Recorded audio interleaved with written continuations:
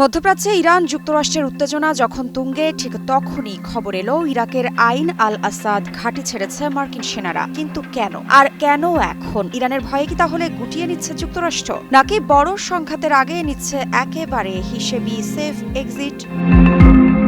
ইরাকের পশ্চিমাঞ্চলে অবস্থিত আইন আল আসাদ বিমান ঘাঁটি, যেটা একসময় ছিল মধ্যপ্রাচ্যে যুক্তরাষ্ট্রের সবচেয়ে গুরুত্বপূর্ণ সামরিক ঘাঁটিগুলোর একটি, সেই ঘাঁটি থেকেই এবার তল্পি-তল্পা গুটিয়ে চলে গেছে মার্কিন সেনারা। শুধু যুক্তরাষ্ট্র নয়, তাদের নেতৃত্বাধীন অন্য দেশের সেনারাও। ঘাঁটি ছাড়ার পর এর পূর্ণ নিয়ন্ত্রণ এখন ইরাকের সেনাবাহিনীর হাতে।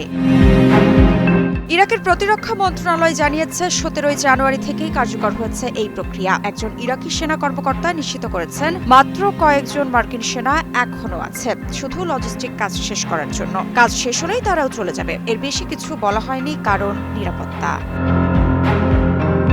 তাহলে ইরানের ভয় কি এখনো তাড়া করছে যুক্তরাষ্ট্রকে? আইন আল আসাদ এই নামটা ইরানের কাছে নতুন নয়। 2020 সাল বাগদাদের রাস্তায় ড্রোন হামলায় ইরানের কুদস ফোর্সের প্রধান কাশেম সোলাইমানিকে হত্যা করে যুক্তরাষ্ট্র। এর জবাব দিতে ইরান যা করেছিল তা আজও ভুলতে পারেনি পেন্টাগন। ইরান থেকে ছোড়া ব্যালিস্টিক মিসাইলের বৃষ্টি নেমেছিল আইন আল আসাদ ঘাঁটিতে। ঘাঁটি ক্ষতিগ্রস্ত হয়। অনেক মার্কিন সেনা তখন শারীরিক নয়, মানসিকভাবে ভেঙে পড়েছিল। এই ঘাঁটি তাই ইরানের কাছে শুধু একটা সামরিক স্থাপনা নয়, এটা প্রতিশোধের প্রতীক। আর সম্প্রতি ইরান সোজা সাপটা বলে দিয়েছে, যুদ্ধ হলে প্রথম টার্গেট হবে মার্কিন ঘাঁটি। তাহলে প্রশ্ন, এই ইতিহাস মাথায় রেখেই কি যুক্তরাষ্ট্র আগে ভাগে সরে যাচ্ছে?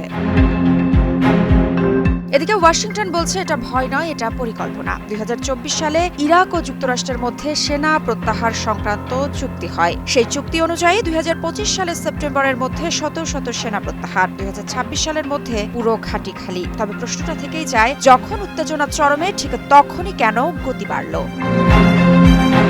এই উত্তপ্ত পরিস্থিতিতে বরাবরের মতোই আগুনে ঘি ঢেলেছেন মার্কিন প্রেসিডেন্ট ডোনাল্ড ট্রাম্প। ইরানের সরকার বিরোধী বিক্ষোভে হাজারো মানুষের মৃত্যুর পর ট্রাম্প জানিয়েছেন ইরানের নতুন নেতৃত্ব দরকার। এই বক্তব্যের স্পষ্ট ইঙ্গিত ইরানের সর্বোচ্চ ধর্মীয় নেতা আয়াতুল্লাহ আলী খামেনিকে সরানোর বার্তা। তবে ইরান থেকেও জবাব আসতে দেরি হয়নি। খামেনি সরাসরি অভিযোগ তুলেছেন ইরানের বিক্ষোভ, সহিংসতা ও হত্যাকাণ্ডের পেছনে যুক্তরাষ্ট্র ও ইসরায়েল জড়িত। আর ট্রাম্পকে আখ্যা দিয়েছেন ক্রিমিনাল।